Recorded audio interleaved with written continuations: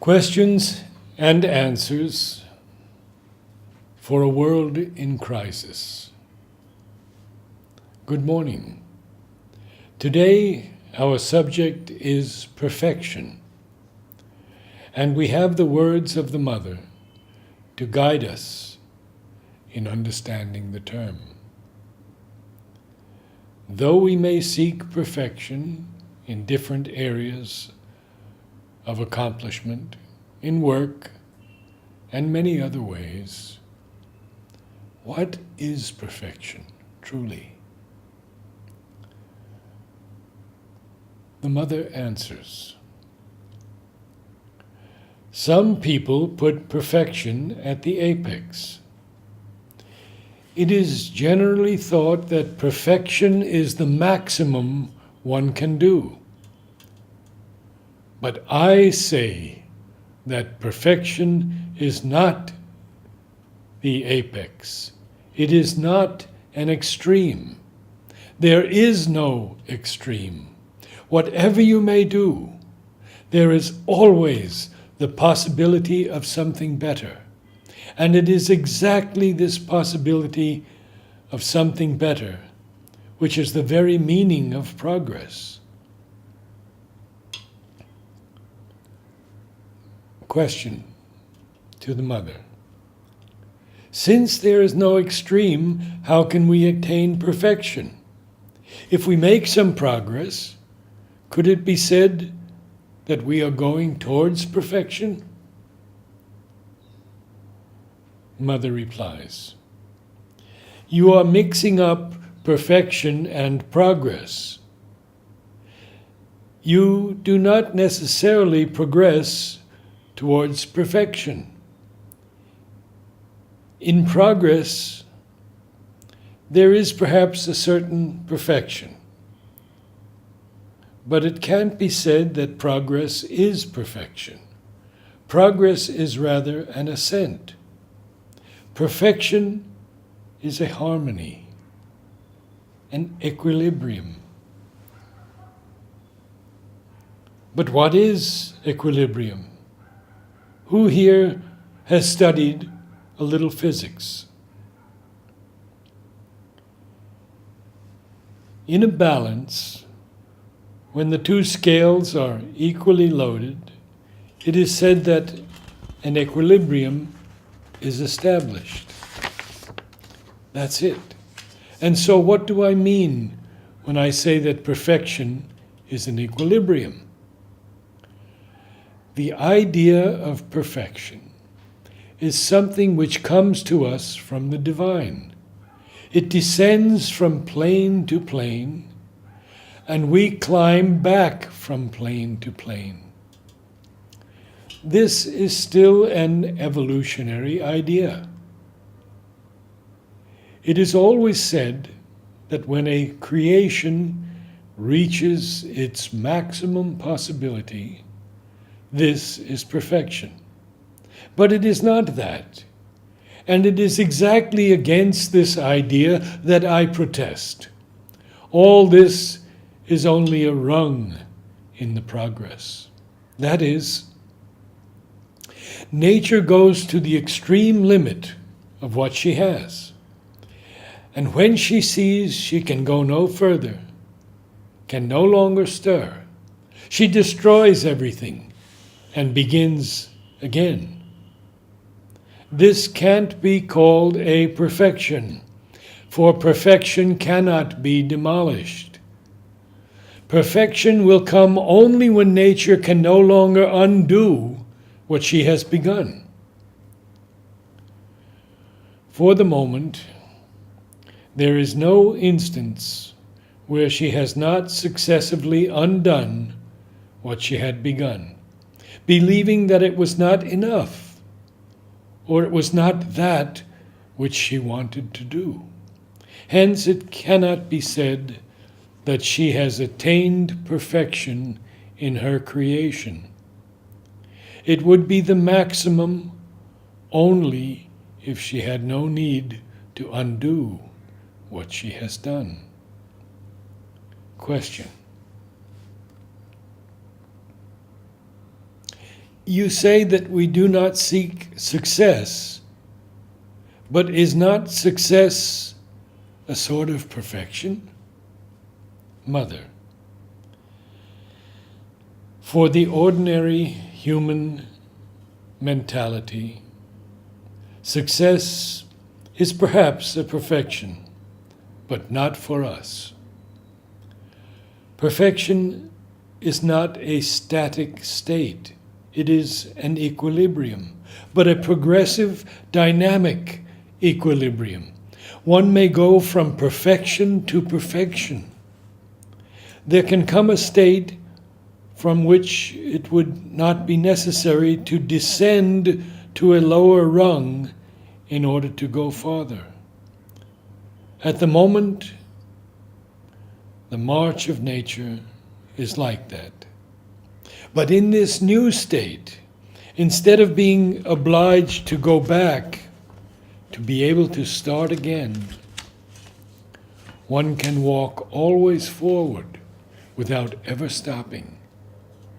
As things are, one comes to a certain point, and as human beings, as they are at present, cannot progress indefinitely, one must pass to a higher species, or leave the present species and create another. The human being, as he is at the moment, cannot attain perfection unless he gets out of himself. Man is a transitional being. In ordinary language, it may be said, "Oh, this man is perfect." But that is a literary figure. The maximum a human being can attain just now is an equilibrium, which is not progressive. He may attain perhaps a static equilibrium, but all that is static can be broken for lack of progress. Question: is not perfection the fulfillment of the divine in all the parts of the being? Mother, no. What you are thinking of is again a rung in progress and not perfection. Now, we are going to try to find a definition which can fit all instances, that is, the individual, the collectivity, the earth, and the universe. We may say that perfection will be attained in the individual, the collectivity, on the earth, and in the universe when at every moment the receptivity will be equal in quality and quantity to the force which wants to manifest. That is the supreme equilibrium. Hence there must be a perfect equilibrium between what comes from above and what answers from below. And when the two meet, that is perfect equilibrium, which is the realization, a realization in constant progress. It is better to be than to seem. We do not need to appear to be good if our sincerity is perfect. And by perfect sincerity, we mean that all our thoughts, feelings, sensations, and actions should express nothing but the central truth of our being. When you are absolutely sincere, you make a constant effort to live in harmony with the highest ideal of your being, the truth of your being. At every moment, in all that you think, all that you feel, and all that you do, you try as perfectly as possible, as completely as possible, to put yourself in harmony with the highest ideal, or, if you are conscious of it, with the truth of your being. Then you have reached true sincerity. And if you are like that, if truly you do not act from egoistic motives or for personal reasons, if you act guided by your inner truth, that is,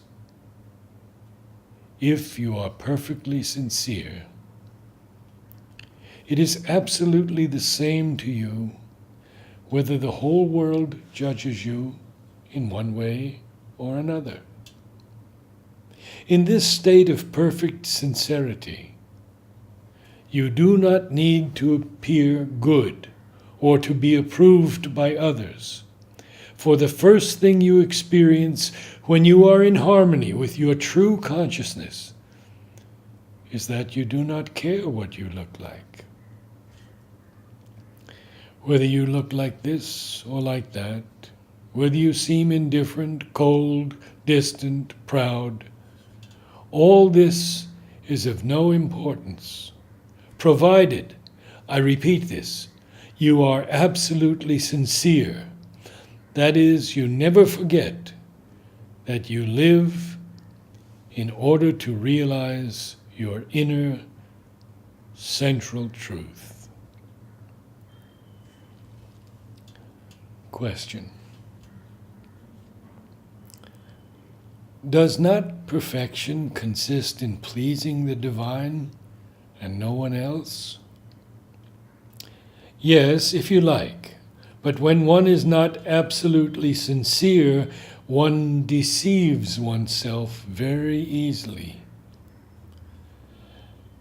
And if one feels comfortable, one says, "Oh, I am sure that I please the divine." And from Sri Aurobindo, the synthesis of yoga, the perfection of equality. The very first necessity for spiritual perfection is a perfect equality. Perfection, in the sense in which we use it in yoga, means a growth out of a lower undivine into a higher divine nature.